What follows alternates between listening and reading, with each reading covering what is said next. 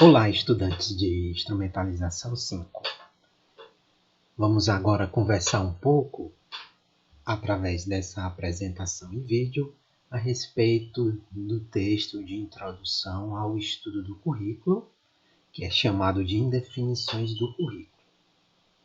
Logicamente, esse tema, ele é um tema que é de nosso interesse, porque o currículo ele pode ser visto de diversas perspectivas.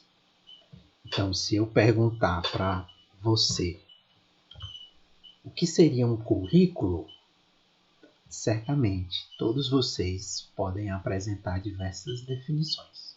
Alguém pode dizer que o currículo representa um conjunto de disciplinas, a chamada matriz curricular, também conhecida como grade curricular, popularmente. Outro estudante poderia dizer que currículo é aquele conjunto de atividades que são feitas durante a vida de uma pessoa, uma referência ao chamado currículo vitae. Outro estudante, mais acadêmico, digamos assim, podia dizer que o currículo representa lá aquele cadastro que você faz na plataforma Lattes, onde tem lá as suas publicações, a sua formação, os eventos que você participou e assim sucessivamente. Outro estudante poderia dizer que currículo está relacionado a algum tipo de documento. Por exemplo, o projeto pedagógico de curso, do curso de licenciatura em Ciências Biológicas da UFC, é um currículo. A BNCC, Base Nacional Comum Curricular, é um documento de currículo também. Então, nós temos várias perspectivas sobre o currículo. Então, posso dizer que o currículo ele é algo que é eminentemente plural. E, tendo como base isso, a gente pode e precisa compreender um pouco mais sobre isso.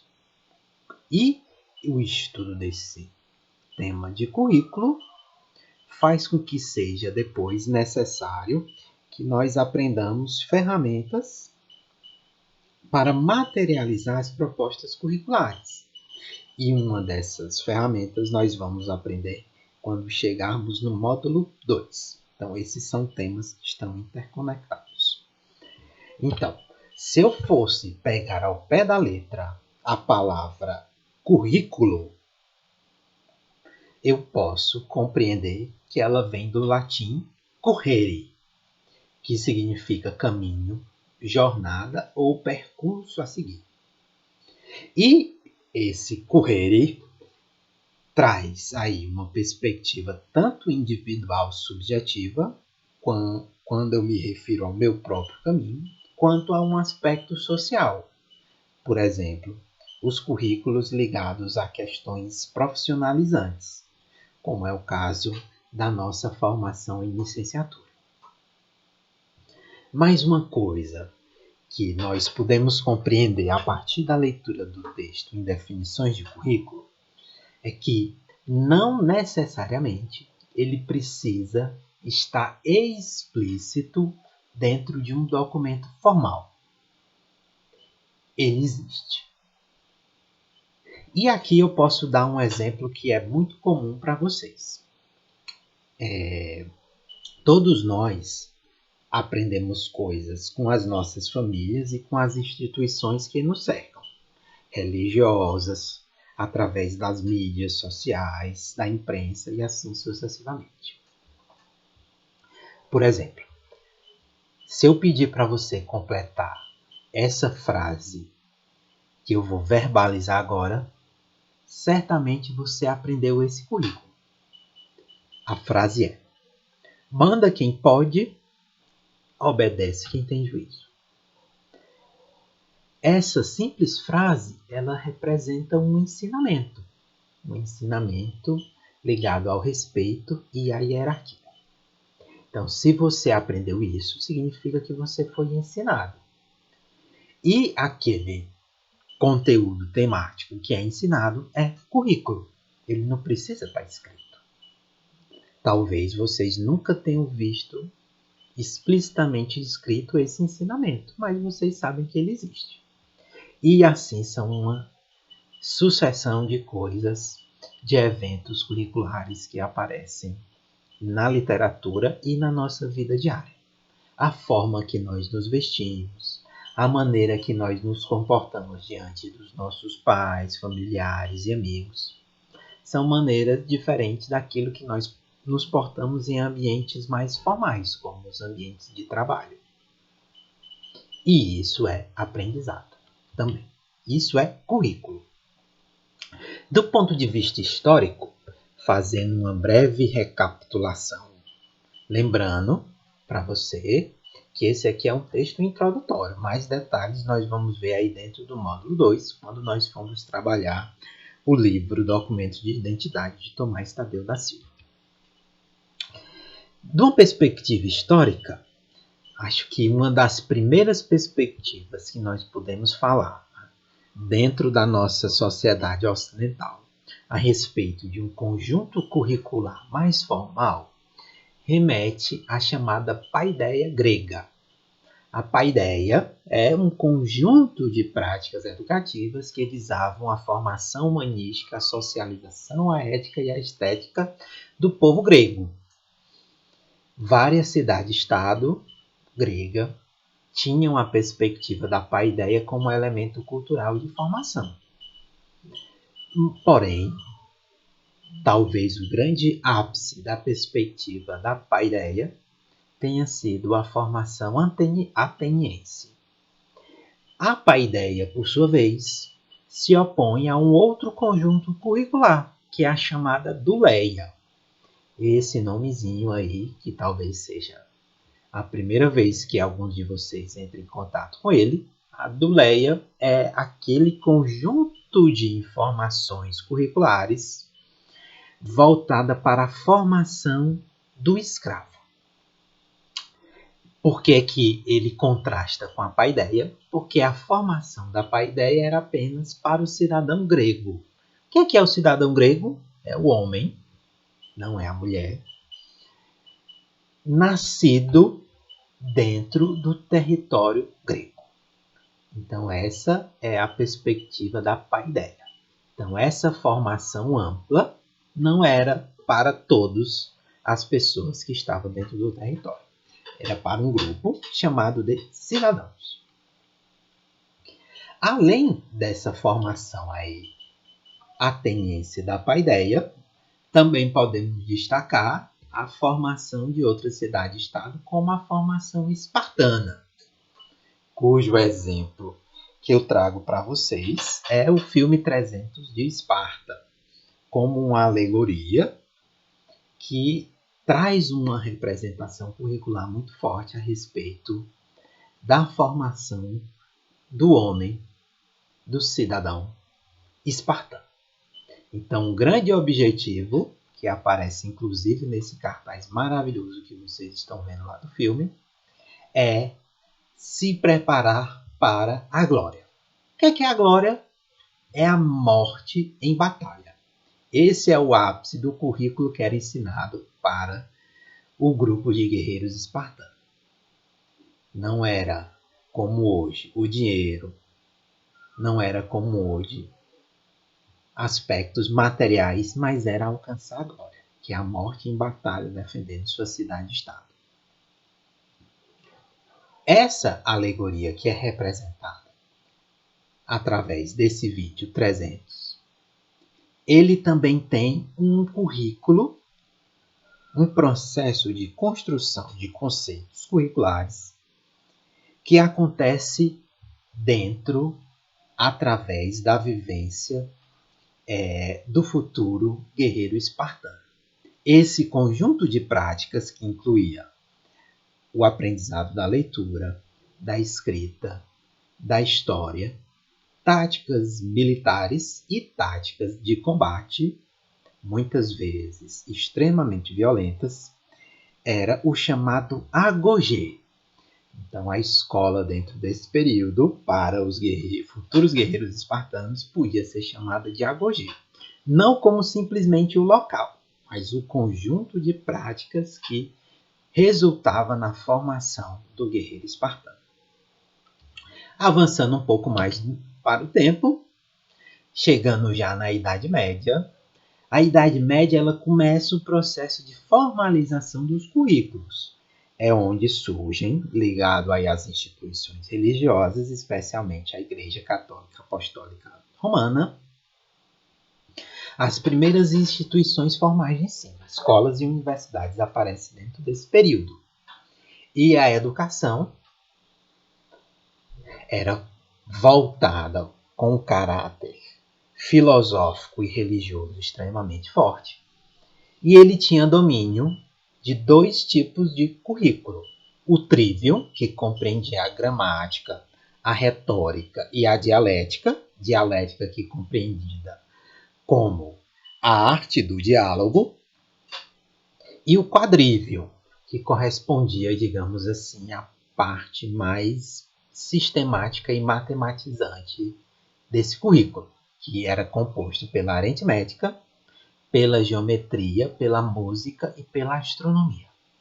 Um exemplo que eu destaco para vocês é um vídeo interessante que vocês podem ter acesso na internet, que é o chamado A Vida de Giordano Bruno, que foi um filósofo italiano que era um estudioso da natureza.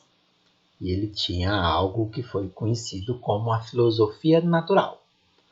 Algo próximo do que hoje nós viemos convencionar e chamar de ciência. Então, Giordano Bruno era um exemplo lá de um religioso, mas também um cientista dentro desse período. Um pouco mais atualmente, esse currículo ele tem diversos formatos. Mas, do ponto de vista histórico, as primeiras conversas sobre os currículos eles vão remeter à ideia de sistematizar o processo de formação.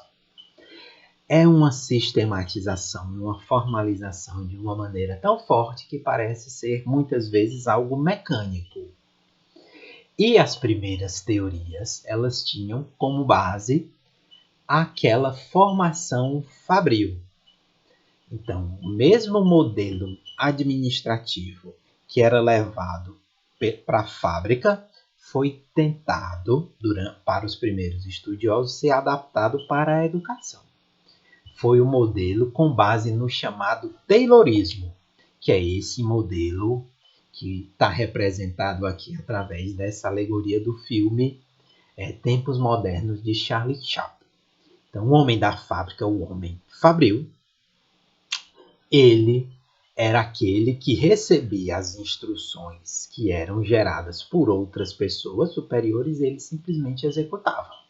Na perspectiva de um currículo com essa mesma ideia administrativa base, então os objetivos curriculares são elaborados por outras pessoas e o professor e os alunos executam esse currículo.